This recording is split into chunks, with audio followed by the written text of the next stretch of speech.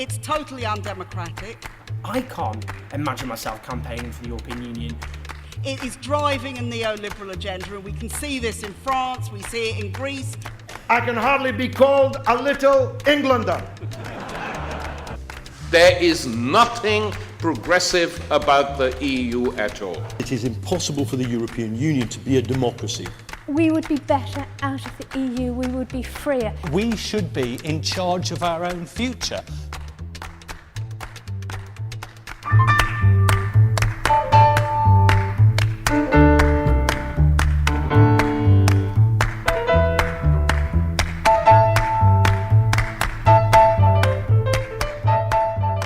Major economic power rests not with elected people, but with people like the IMF who are not elected. The bank in Europe is not elected. They're just appointed. The Commission in Brussels is appointed.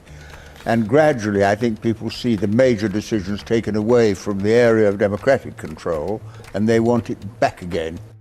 Germany's also been in the lead in trying to impose austerity on the peripheral countries, the South and Ireland.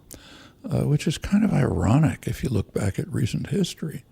I mean, after the Second World War, Germany had a huge debt. It was forgiven.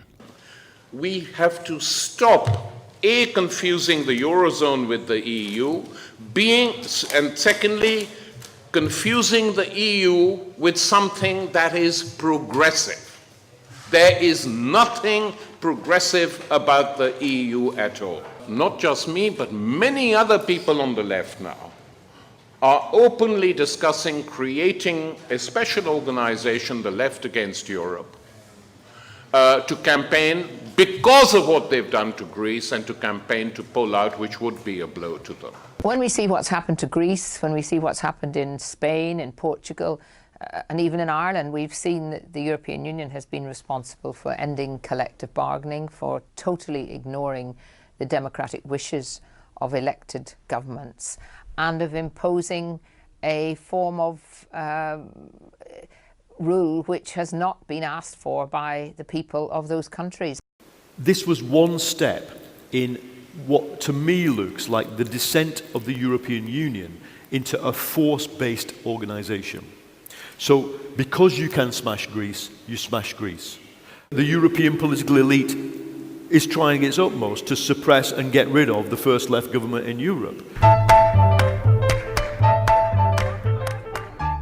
I think it's absolutely vital that everyone should turn out in this referendum and vote yes, so that the question is over once and for all. We are really in Europe and ready to go ahead.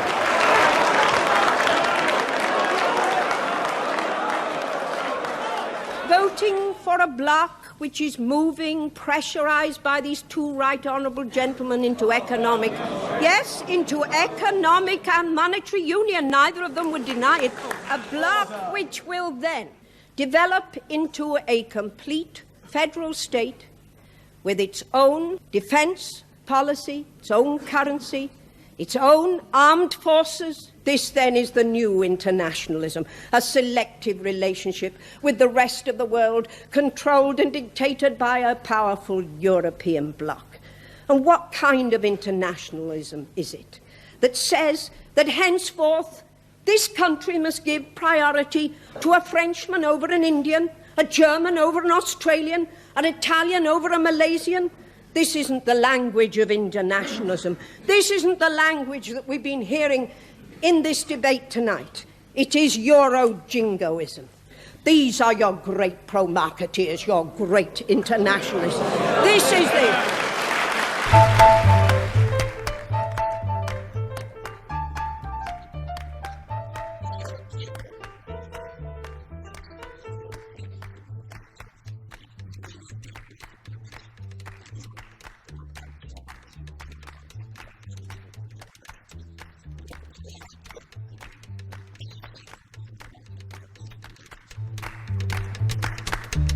The United Kingdom is the fifth largest economy in the world. We are now trading outside the EU more than we trade with the EU. Britain is an enormous economy and we buy £60 billion more from the EU than we sell to the EU. So we're a massively important market for the rest of the EU, particularly for Germany. They would be, I think the expression, cutting off their nose to spite their face. You've got a massive democratic deficit, a lack of accountability at the heart of the European project.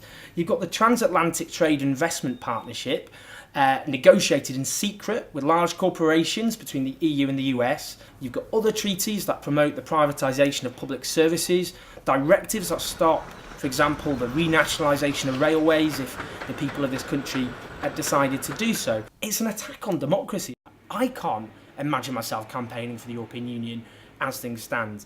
My opposition to the EEC was that the Treaty of Rome, and it applies to all subsequent treaties, enshrines the ethic of capitalism, that it has the right to move wherever it wants to, irrespective of the damage done to a community. My opposition to the European Union is that it's totally undemocratic.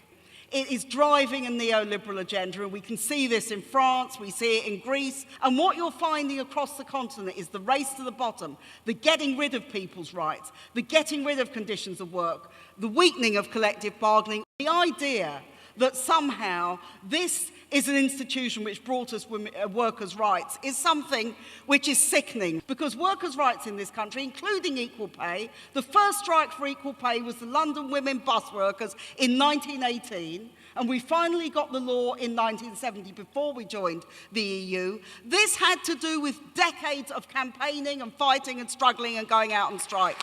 That was what it was about. And that is true for all of the gains that we've won in this country. And whether we're in the EU or not, the success of workers organising at work will depend on what we do, not on what governments give us. That is the lesson that we know going back 200 years inside the trade union and labour movement. What they are now facing up to is that millions of Labour voters are going to vote to leave the European Union. They will say they're all UKIP supporters, they're all people who are racist, it's all about immigration. It is not all about immigration, it is about people feeling that they don't have control over their lives, that they don't have any say, that they don't have any democracy in this country. When we talk about the EU, it's been in terms of people who want to leave, there's been a polarisation around the reason you want us to leave is around immigration. It's not about migration to me at all, which I think quite shocks people because I'm black and when I say, oh no, I think we should leave the EU, I think people are taking that I'm making a statement about migration. I'm not making a statement about migration. Actually, what I am making a statement about is very much democracy. I don't think it's racist to want to leave Europe, because I want to leave Europe and I count myself as somebody who's fought against racism all my life. The reason I want to leave Europe is because it is impossible for the European Union to be a democracy. Simple as that. I don't care about how much it...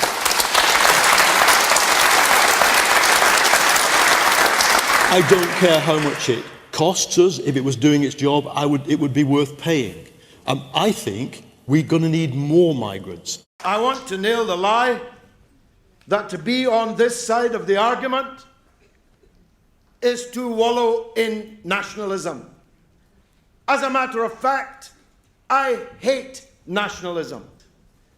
Being a Scotsman from Irish background, I can hardly be called a little Englander. There is nothing internationalist about locking yourself out of the world. There is nothing internationalist about locking yourself in, although the locks seem to have broken, into a rich man's club in a part of Europe. I want the world to be our oyster. I want to trade with the Commonwealth that we so shamefully abandoned when we joined the European Union in 1975. We would be better out of the EU, we would be freer. I have yet to find anyone anyone on this campaign from either side who thinks that the EU genuinely is a good thing. Everybody is dissatisfied with it. Everybody talks about reform. Everybody says, well, you know, in a different world we could do this with it and we could do that. TTIP is an indication of the way that the EU is going. The EU is going to more and more corporate control and less to national controls. Why is it that the biggest item in the EU's budget is scarcely mentioned in the referendum debate? I'm talking about farm subsidies. They're 55 billion euros a year that the European Union doles out to landowners. The more land you own, the more money you receive. Some people are getting millions. It's daylight robbery. The rest of us are being taxed to subsidise the richest people in the land. Even worse, the subsidy rules insist that you must destroy trees and other wildlife if you want the money. At the very least, subsidies for landowners should be capped at the same level as benefits for everyone else. I think I'm going to vote to remain in the EU on the 23rd of June. But if we do stay, let's demand that it stops robbing the poor to give to the rich. There is a commitment to a common defence. It's there in the treaties, and Britain has no opt-out. At the Thessalonica summit in 2000, it was agreed to establish the European Defence Agency. The European Defence Agency. Where did it come from? It came from the lobbying by the arms industries to get this set up. The European Defence Agency is not going to turn around and say to member states, oh, we think you should demilitarise it a little bit. We think you should cut back on arms spendings. Why would they? For God's sake, their livelihood depends on it. The arms industries depend on member states spending more on military capabilities. I don't think you can make capitalism work over the whole of Western Europe controlled by commissioners who govern you without your consent any more than you make communism work. My view is that there are lots of Europes. I mentioned one, the old Europe. Then there's the Europe where you have the status quo. Then you move towards Maastricht and Federation, or you have a Commonwealth of Europe, which is what I favour, where people harmonise and work together. You've got to ask people whether they want it or not, because I don't own the powers given to me by my electors. I borrow them, and I hand them back at the end. And if, when they go back to the election, I say, I'm sorry, but the country's now going to be governed by commissioners in Brussels, I say, what have you done?